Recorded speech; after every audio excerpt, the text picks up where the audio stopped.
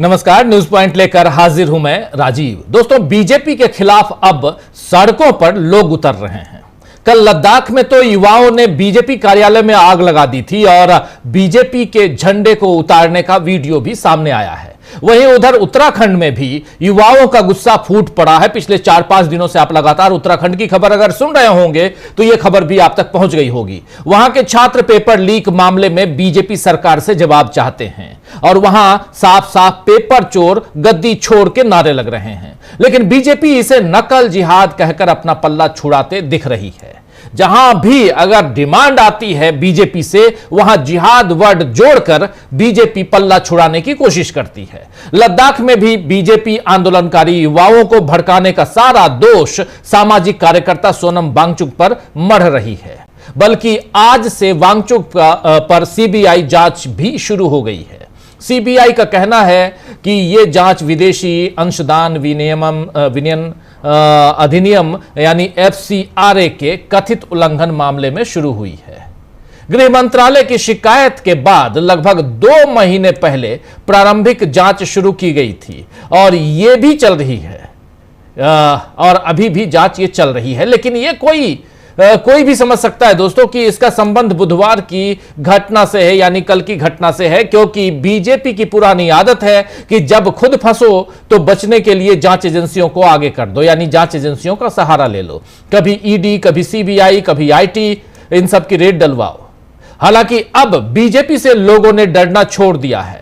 लद्दाख में सोनम वांगचुक के साथ बीजेपी कांग्रेस पर भी इल्जाम लगा रही है, लेकिन जम्मू कश्मीर के पूर्व सीएम फारूक अब्दुल्ला ने कहा है कि युवाओं ने शायद सोचा होगा कि 5 साल पहले किए गए सारे वादे खोखले थे। इसके कारण वो अपना असंतोष नहीं रोक पाए और हिंसा का रास्ता चुन लिया। मामला लद्दाख का, आइए जरा सुन लीजिए फारूक अब्दुल्ला को। कि वो 14 दिन से वहां पे भूख हड़ताल पे थे। उसमें एक बुजुर्ग और उसकी बीवी भी थी। कल जब उनकी हालत बहुत खराब हो गई और उनको स्ट्रेचर पे लिया गया अस्पताल, तो उन बच्चों के से रहा नहीं गया। 5 साल से वो वहां पे खामोशी से एहतजाज कर रहे हैं कि उन्हें 6th शेड्यूल और स्टेटहुड मिलना चाहिए। और उन्होंने, वांगचुक उनके लीडर थे, ले से वो पैदल चले दिल्ली तक कि उनसे कहें कि इस चीज को देखें। उन्हें गांधीयन तरीका इस्तेमाल किया था, कोई आंदोलन नहीं किया था। मगर फिर इन बच्चों को ये लगा कि जो 5 साल इन्होंने हमसे वादे किए थे कि हमें नौकरियां मिलेंगी, हम लोगों को यहाँ पे सुविधा मिलेगी और हम लोग आगे बढ़ सकेंगे, वो वादे सारे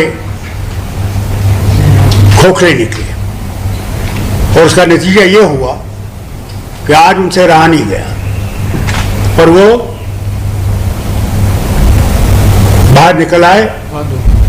और माफी चाहता हूं ये कहने को, उन्हें गांधी का रास्ता छोड़ के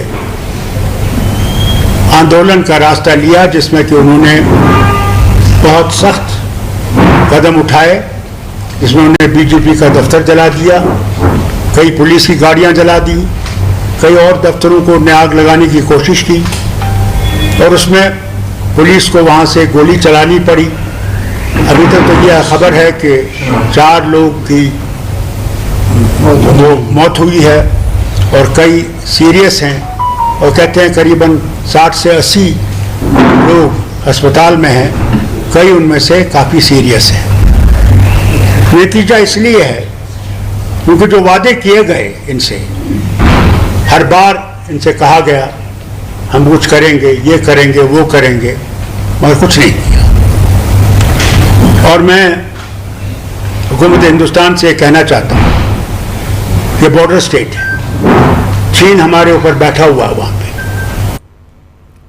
तो यहां पर साफ साफ आप सुन रहे थे फारूक अब्दुल्ला जो बात कह रहे हैं, उस बात में कितना दम है। यानी फारूक अब्दुल्ला ने बीजेपी को आईना दिखाया है कि झूठे वादे करने छोड़ दे, लेकिन मोदी वादे न करें।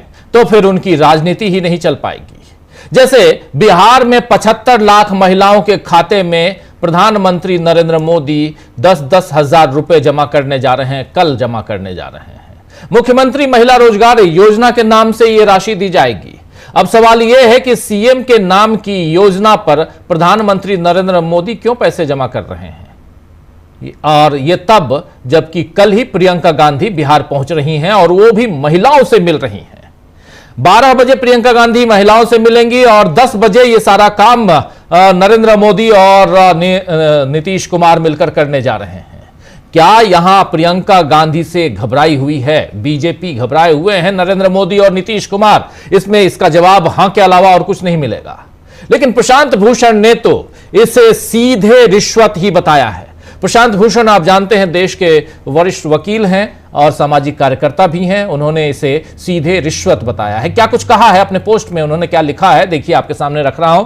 बिहार चुनाव से ठीक पहले यह मतदाताओं को सीधे तौर पर रिश्वत देने का मामला है। यह जनप्रतिनिधित्व अधिनियम के तहत एक भ्रष्ट आचरण है। आप जानते हैं कि बिहार में महिला मतदाताओं से नीतीश कुमार को बड़ा सहारा था, लेकिन अब बदलाव हो रहा है दोस्तों। कल ही प्रियंका गांधी सदाकत आश्रम में महिला संवाद करेंगी, फिर मोतिहारी में रैली करने जा रही हैं। इधर तेजस्वी यादव ने भी माई बहन योजना पर कहा है कि हम जल्द इसे लागू करेंगे, शुरू करेंगे। आइए जरा सुन लीजिए तेजस्वी यादव को। माँ योजना की शुरुआत की जाएगी, बेटी योजना की शुरुआत की जाएगी, माई बहन मान योजना की शुरुआत की जाएगी। इसलिए बिहार के हर ब्लॉक, हर पंचायत से महिलाएं जो है जुटी हैं इतनी बड़ी संख्या में। नवरात्र के इस पावन अवसर पे इतनी बड़ी संख्या में महिलाएं जुटी हैं। इस बार सब लोग जो है बदलाव चाहते हैं और बदलाव होगा।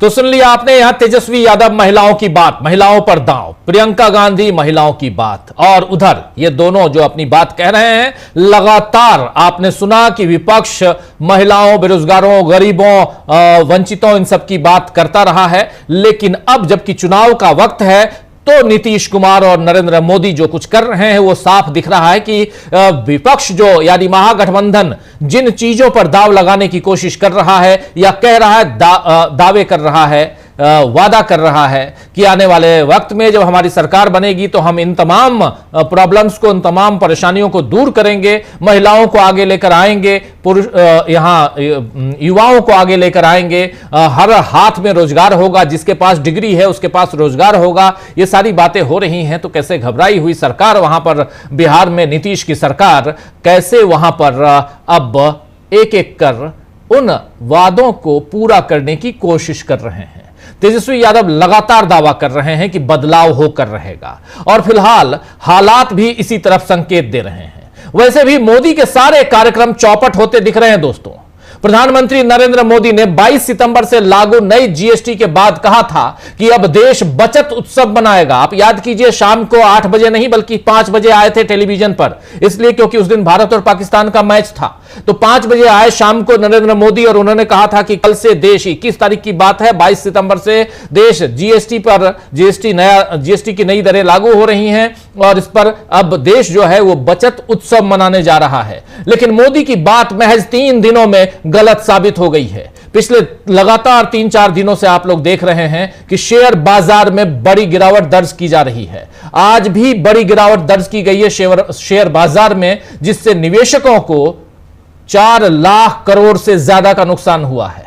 अमेरिका से टैरिफ पर तनाव, H-1B वीजा फीस में बढ़ोतरी, वैश्विक स्तर पर तेल की कीमतों से आई महंगाई और रुपए में गिरावट जैसे कारणों से, वजहों से शेयर बाजार में गिरावट आई है और बाजार में रौनक नहीं है, जिस उत्सव की बात नरेंद्र मोदी कह रहे थे। और इधर वोट चोरी पर हाइड्रोजन बम कब फूटेगा, इसका डर बीजेपी के लिए बना हुआ है। और आदित्य ठाकरे वो भी कह रहे हैं कि वोट चोरी पर हम सर्जिकल स्ट्राइक करेंगे। आदित्य ठाकरे ने दावा किया है कि 2019 और 2024 के महाराष्ट्र विधानसभा और लोकसभा चुनावों में मतदाता सूची में बड़े पैमाने पर गड़बड़ियां हुई हैं, जिससे बीजेपी को फायदा हुआ।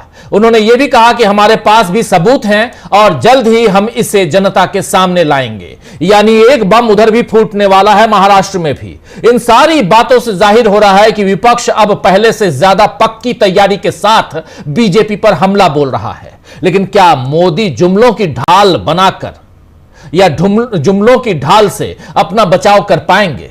आइए आज इसी पर चर्चा करते हैं। यह भी कि विपक्ष ने कैसे बड़ा दावा कर दिया है और इन दावों के बीच कैसे बीजेपी के खिलाफ सड़कों पर जनता है, चाहे वो उत्तराखंड हो, चाहे वो बिहार हो, चाहे वो लद्दाख हो। हर तरफ आप देख लीजिए, चारों तरफ, महाराष्ट्र भी, चारों तरफ बीजेपी के खिलाफ क्यों है देश में, खासकर युवा। और युवाओं की जब बात आती है तो आजकल जेन जी की बात आती है। जेन जी जो इस हमारे दौर में, इस दौर में जो युवा हैं इसकी बात, और जो आज 18 साल 20 साल के युवा हैं, 22 साल के युवा हैं, उनकी बात, और वो क्यों सड़कों पे हैं। और जेन जी का नाम